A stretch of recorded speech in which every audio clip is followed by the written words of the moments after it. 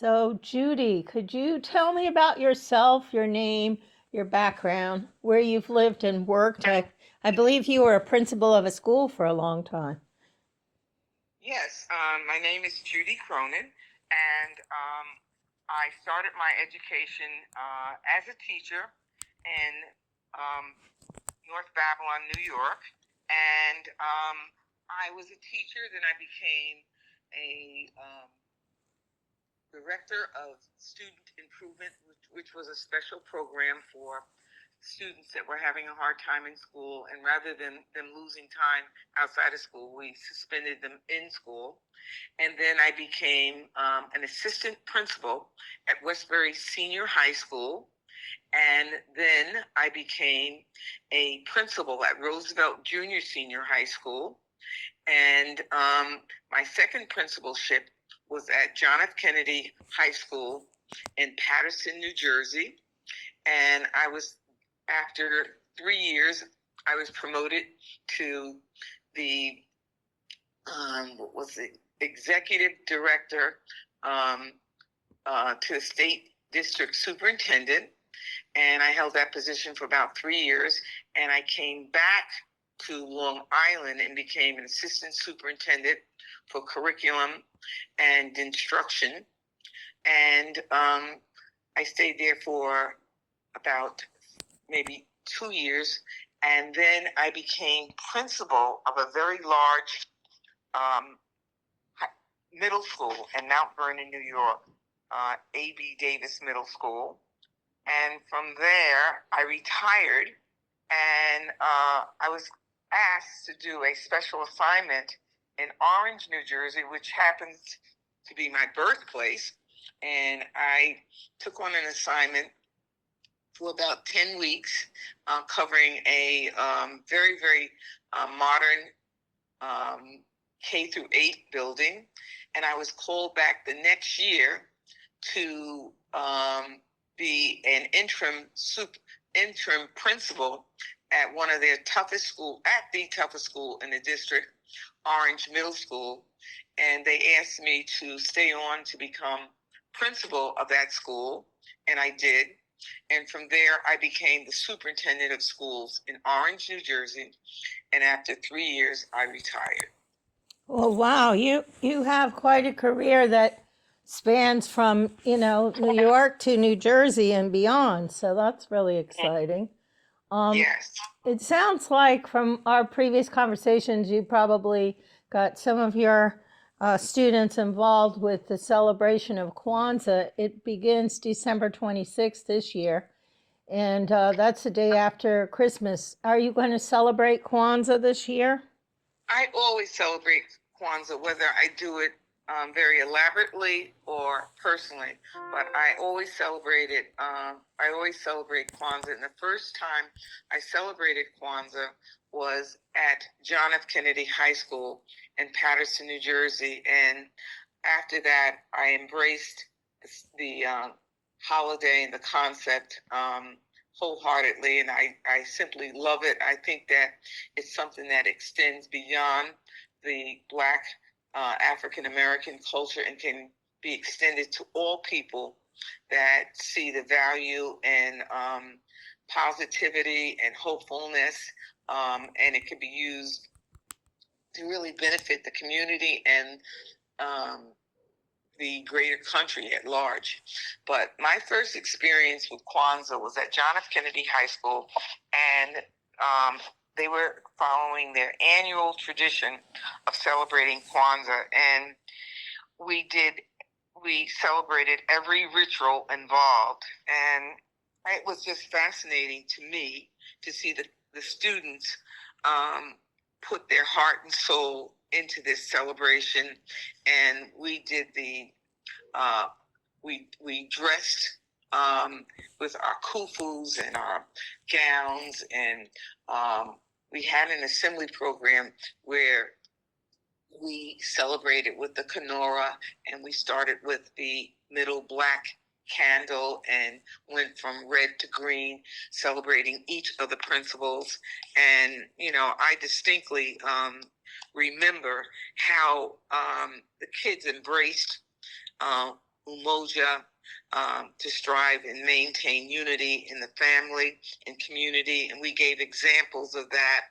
And we went to the second principle, kujijakalia, to define and name ourselves, as well as create and speak about ourselves and for ourselves. And we went on to the third principle, ujima, collective work and responsibility to build and maintain our community together and make our brothers and sisters' problems our problems and to solve them together. And Ujama, cooperative economics, and each student would light a candle as if each day was passing, and which means to build and maintain our own stores, shops, and business. And we, really wanted to embrace that with students to encourage them to become entrepreneurs. And the fifth principle, Nia, to make our collective vocation of the building and the developing of our community in order to restore our people to their traditional greatness. And six, Kumba, which means creativity, to do always as much as we can in a way we can in order to leave our community more beautiful and beneficial than we inherited it. And I took that to heart because every time I moved to another community, I chose from this experience to leave it better than what I found it. And seventh principle, Imani, which means faith, to believe with our hearts in our people, our parents, our teachers, and our leaders, and the righteousness and victory of our struggle. So these principles, they served me well in life, and I always carried them. So at John F. Kennedy High School, we went through the ceremony with each student representing a particular principle, and we, of course, had the celebration, the feast afterwards, and we brought in traditional foods and some of the foods we made in school, and we invited different classes to come in and join in the feast. And I distinctly remember an art teacher making the gifts, and it was just impressive. And that year they were angels. And I took this experience back to Westbury, and of course, I shared the wonderful feeling that it gave me with my family, and we began to celebrate. And the first time we celebrated was at my home. So, Judy, excuse me, this is Long Island, New York, right? And yes, Westbury, New York. That's where I went to high school. So that seems like a great way to learn about something and then share it with your family. You did say you had a feast and you had dress that you would wear, more like maybe costumes. But what else, before you get into what you did with your family, how else did your groups at your schools kind of exemplify Kwanzaa, like besides the feasts and getting together, lighting candles? Well, the principles had special meaning to it. And for each person or groups, they took it, and they didn't take it for that moment, but for that year, and perhaps for their lives. Because these principles, are just so meaningful. And I guess we really have to go back and give honor to the founder of Kwanzaa, because I'm just trying to think of his name. His name was Karenga, and he actually wanted to give Black people an alternative to the existing holiday of Christmas, and give Black people an opportunity to celebrate themselves and their history, and rather than just taking on the dominant, practice in society, which I guess was Christmas.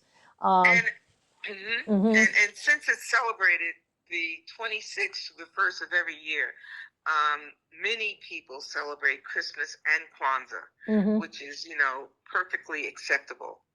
Oh, okay, that's great. I had a little difficulty actually finding several people who still celebrate Kwanzaa. I know it's still very popular, and I'm glad you're able to talk about it.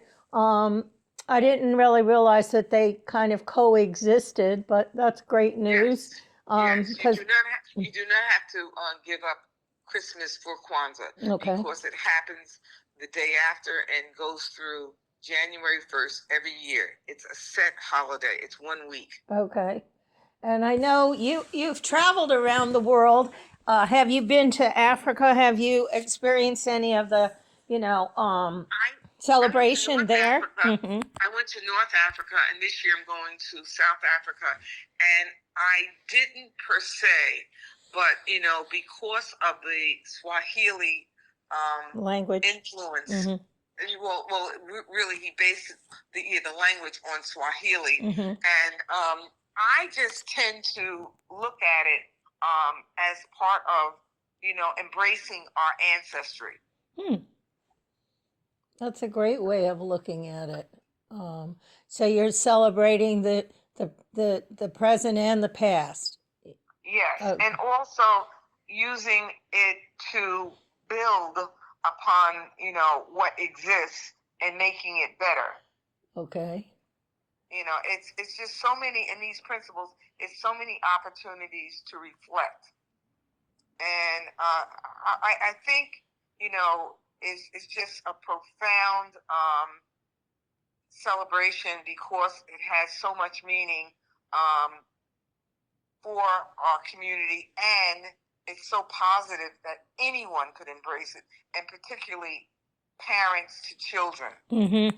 And even leaders in the community using it as a incentive to improve our communities. Right. It sounds like it's something that should still be carried forward today. I know. Oh, it has to be. It's not something that can go out of style. Okay. And if you don't do it 1 year, it's no reason for you not to pick up on it.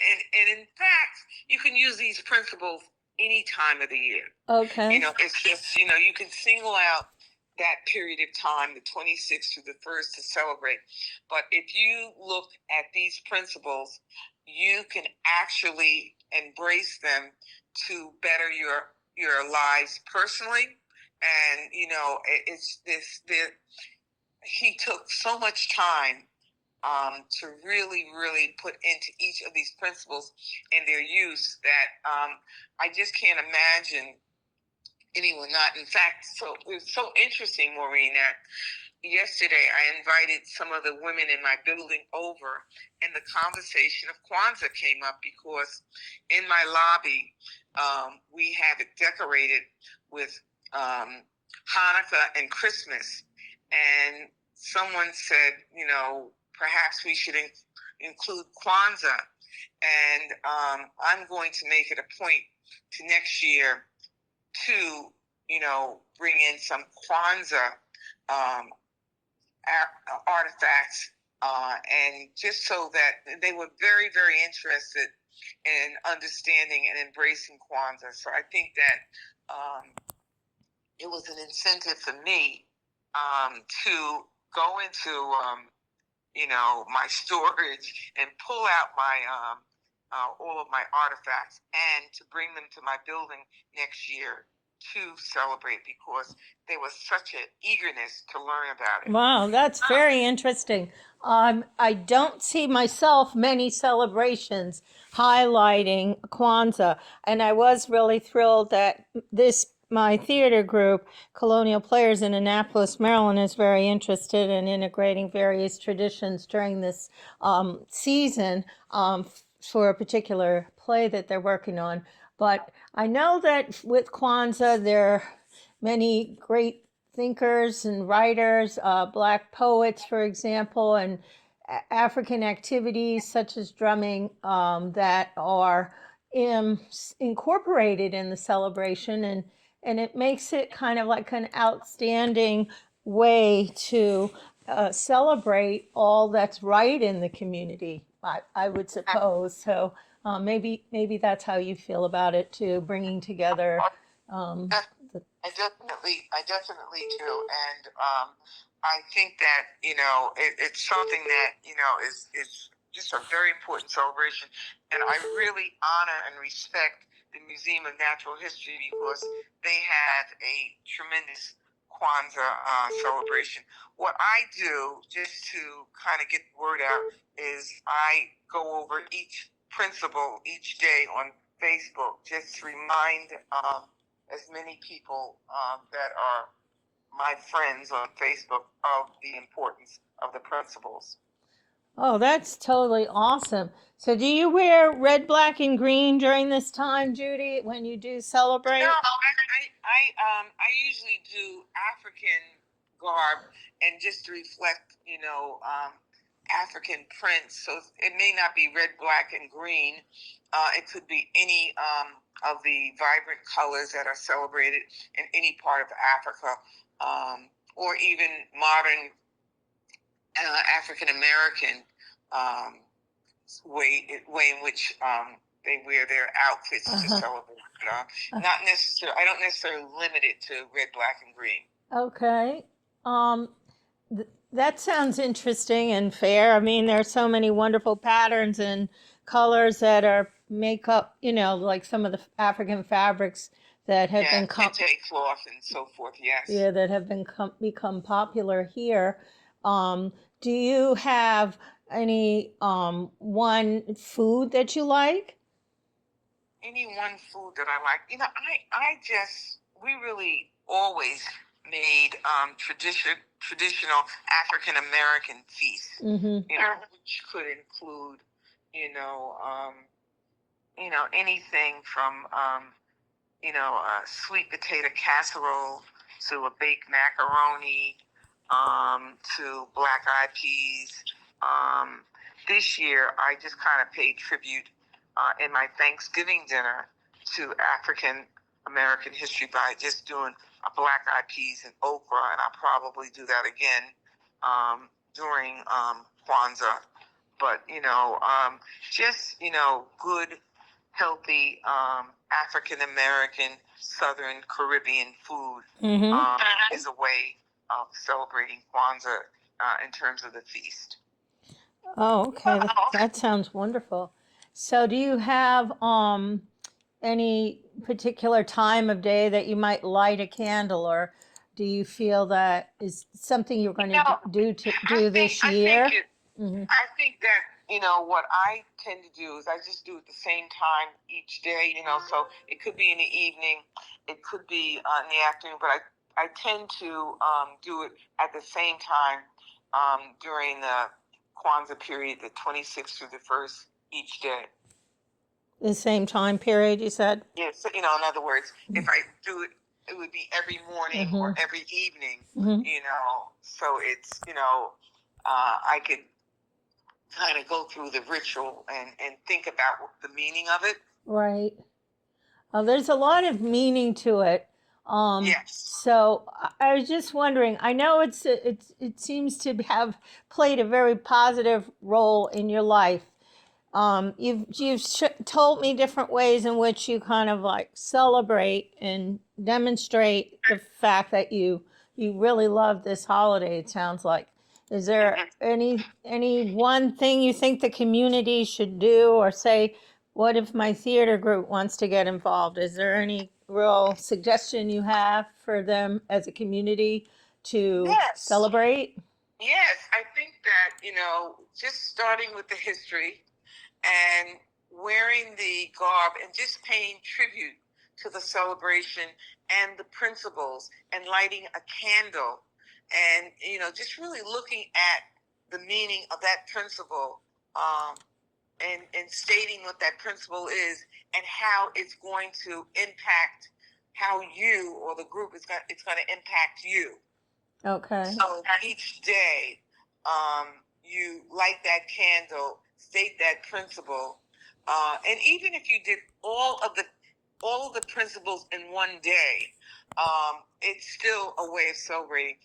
Just as we did, just as when I have a celebration, one year we did it at the Milleridge Inn, and of course, half of my family is black and the other half of my family is white because of my husband, and we all embraced it, and we just had such a wonderful experience, and it was an honor to be we all took part, and it was an honor to light a candle, and but even if we didn't light candles, we all took part in the ceremony. So just reading about it and understanding each of the principles and the artifacts involved is a way of having a big and wonderful program or celebration of Kwanzaa. Mm-hmm.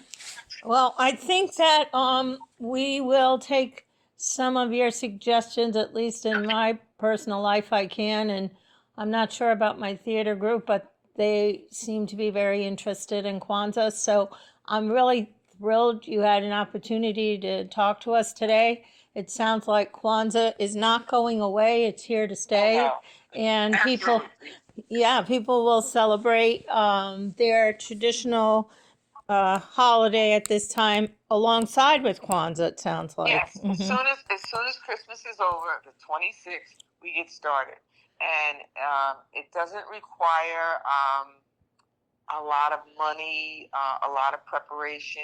It's just a menorah, which is a candle holder, and the candles, and understanding the principles. And you can do it in your own way. You can do it very elaborate, very simple. But the important thing is to embrace the 7 principles. Okay, Judy. Well, that sounds wonderful. I'm so glad we had an opportunity to connect today, and yes, I am too. It has encouraged me. It actually makes me feel that it's a very, very important practice to look at the 7 principles right after Christmas, and I'll do that this year. Okay.